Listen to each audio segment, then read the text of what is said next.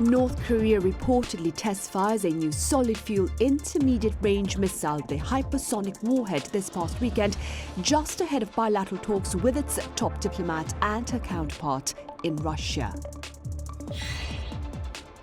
So are we looking ahead at escalated military provocations by Pyongyang this year?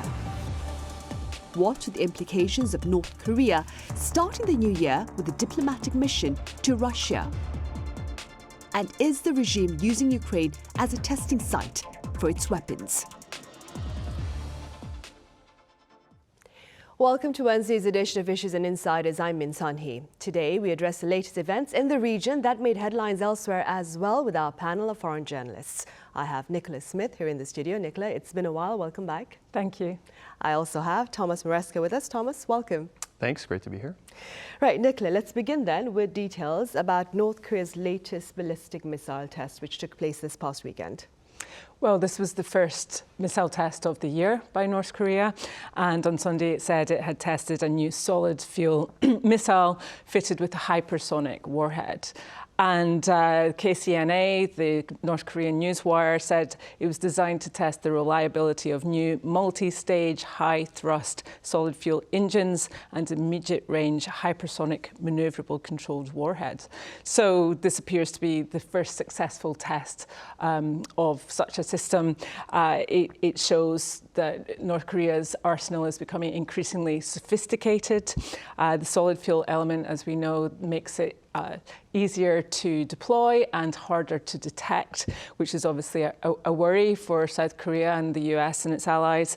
And we know that Pyongyang is seeking to develop precision weapons that can evade and better penetrate missile defense systems. This particular test flew about 1,000 kilometers and reached a height of about 50 kilometers. And it also coincides with an escalation of warlike rhetoric from Kim Jong-un. What we've seen in recent days is that he's been declaring South Korea as a principal enemy. He's been threatening to annihilate South Korea if provoked. And he's also said he wants to codify a commitment to completely occupy South Korea in the event of conflict.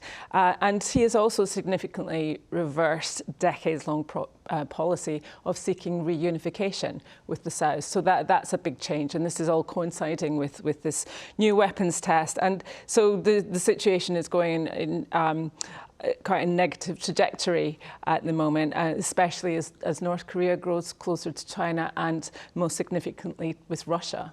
Right, and speaking about North Korea's interaction with Russia, Thomas, Pyongyang's first diplomatic mission for this year started off with a trip to Russia and not China, is largely expected by experts here in the country. This has been triggering quite a bit of speculation here on the local front. What are your thoughts?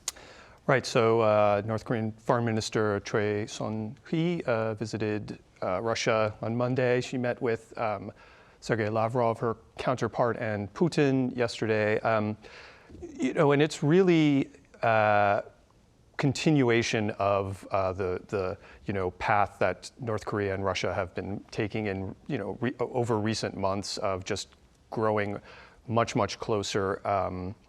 This visit was kind of a reciprocal visit. Lavrov came to Pyongyang in October, I believe, and Kim Jong-un obviously went to Russia in September, which really kind of kicked the relationship into high gear.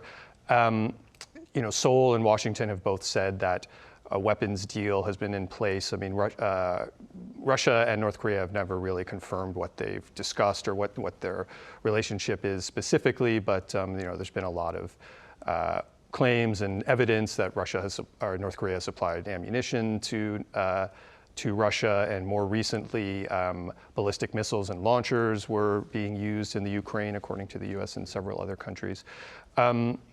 That's basically both of them.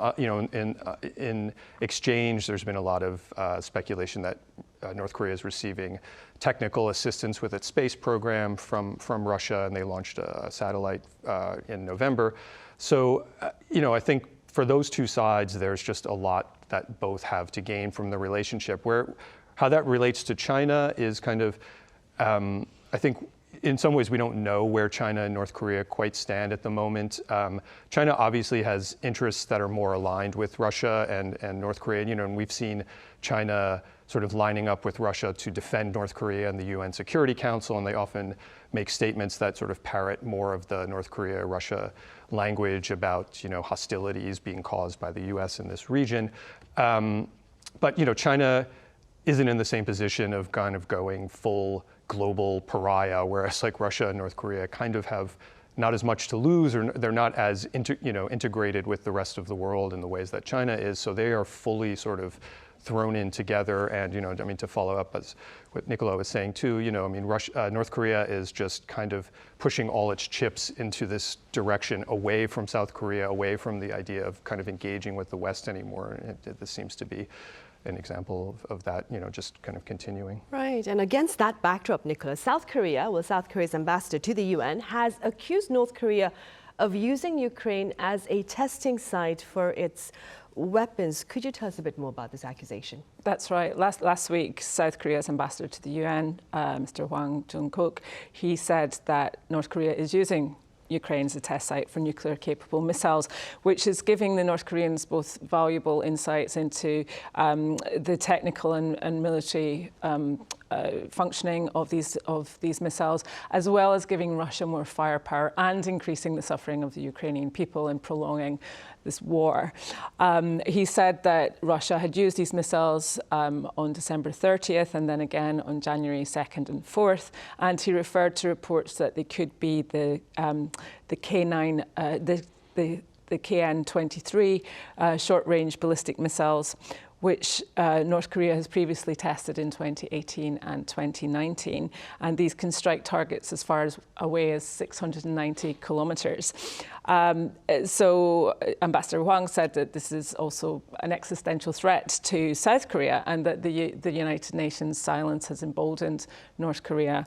And Russia is basically benefiting from North Korean expertise to prolong the suffering of the Ukrainian people. There's a very human element to this as well, that these missiles are said to be more difficult for Ukraine to block. Ukraine does have a good missile defense system, but it seems that this particular missile is evading this system, so that is posing a very grave danger to ordinary citizens and people who can't sleep in their beds at night because they're afraid of missiles striking their homes, which we've seen tragically so often.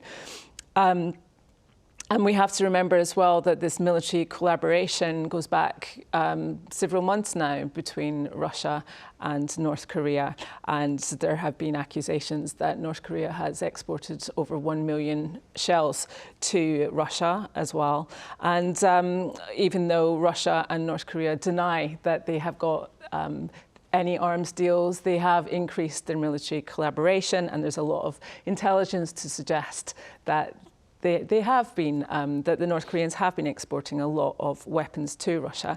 And Russia has said that the US is spreading wrong information, but at the same time, it sits on the UN Security Council. So there's not much that the UN Security Council can do. Russia can veto any threats against it. It can veto any action against it. Right.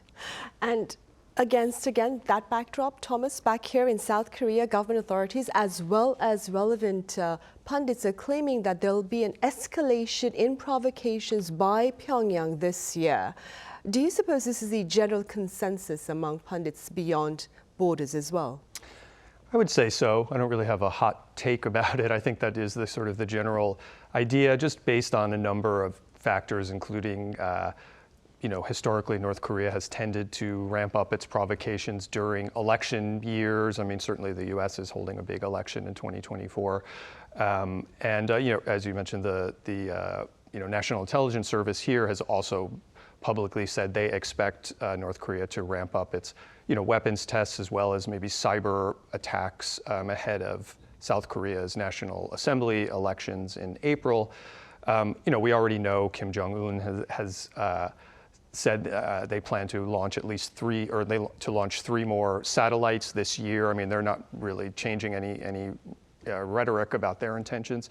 And, just I think generally historically, we've seen North Korea, increase its weapons tests during periods of, less diplomacy, and we are, very much in that case now. I think also what some pundits are saying in terms of just observing like what North Korea is doing. I mean, some of their tests are developmental things where they're trying out new rockets or new technologies like this recent one. But then there are other ones that seem to be almost more operational, like they're really just practicing like war exercises, with some of maybe the shorter range or medium range missiles. So that also seems to be kind of where North Korea is these days. I think I've seen a couple, maybe a counter argument might be around the South Korean election, if they're ramping up the aggressiveness, that would kind of play into the hands more of the more hawkish, People Power Party and Yoon administration, which might, be counter to their interests. But I think the other maybe wild card is where does China fit into this? I mean, at some point, China may want to exert its influence on North Korea if it feels that the situation, the whole region is just getting so unstable. It's something that's against China's interests. So, there's already some belief that the reason North Korea hasn't tested conducted a 7th nuclear test all this time is in some way because Beijing has kind of pressured them. But I think overall the sense is that, strap in for another year of provocations. Yeah. Right. Meanwhile, beyond the Korean Peninsula, but staying within the broader Asia region, Nicola, you were recently in Taiwan to cover the president election that took place this past weekend. Could you tell us a bit about your coverage? Yes, so Taiwan had its presidential and its parliamentary elections, and the presidential election was won by Lai Ching-te from the Democratic Progressive Party, which has been in power for the past 8 years, and he was returned with some 40% of the vote. And this was largely seen as a snub to Beijing, which before the election told the Taiwanese people that they should be careful who they vote for, warning that if they vote for Mr. Lai, that this could lead to conflict in the Taiwan Strait. And Beijing really framed this election as a decision between war and peace. But the Taiwanese people, it seemed, didn't want to be bullied in that way, and they voted for Mr. Lai, who they thought would be the best person to lead the country, to manage that relationship with Beijing, and to preserve Taiwan's democracies and freedoms. When I was out speaking to people, as were many other correspondents, it should be said that they weren't all voting on the cross-strait relations issue.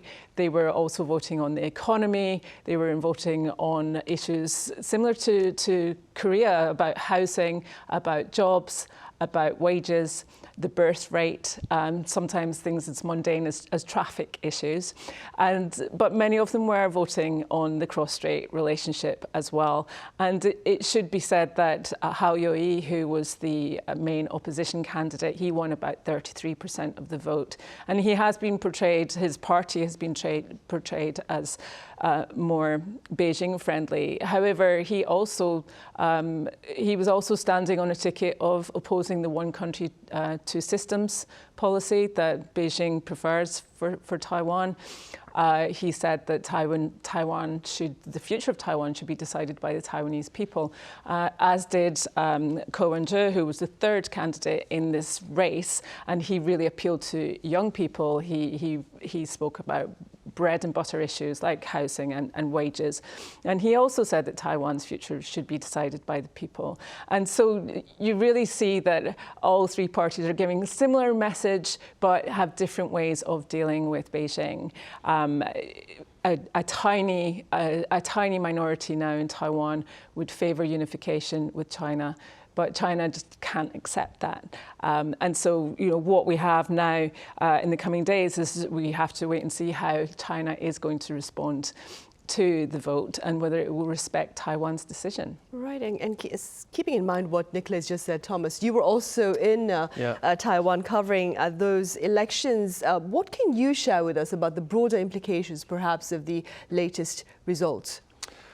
You know, it was obviously a really closely watched election globally. I mean, Beijing was watching it very closely, the US and just international, you know, the rest of the world had their eyes on it. You know, and as Nicola said, right, not every voter there was only thinking about, you know, the China-Taiwan relationship, but, you know, it was central to kind of the framing of the argument, even, you know, among a lot of the parties as far as, you know, what this election represents, you know, in terms of Taiwan's future, and you know, it's such a key kind of wedge in, you know, certainly within as a contentious issue between the U.S. and China, just as far as, you know, Taiwan as a target for China's, you know, oft-stated goal of reunification, as they call it, and so, you know, I think it.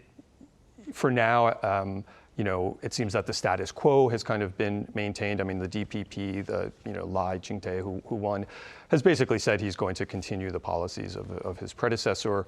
And, you know, China was trying to frame it as a war versus peace argument. I mean, I don't think most people believe China is going to invade tomorrow, but I think we can imagine that they will kind of keep up their campaigns of trying to further isolate Taiwan from the global community. I mean, we saw the day after the election that Nauru, you know, cut their diplomatic ties with Taiwan, and continue their sort of just pressure campaign. They call it gray zone warfare. A lot of planes and ships flying through the Taiwan Strait. They were recently sending balloons over more recently, and just kind of all of these pressure tactics. But at the same time, as Nicola mentioned, you know, even the parties that were considered the more pro-Beijing, it feels like the window has moved so much over the years that they are also, you know, keeping a kind of a greater distance. And the idea that anyone in Taiwan really favors a kind of a unification with China really seems to have been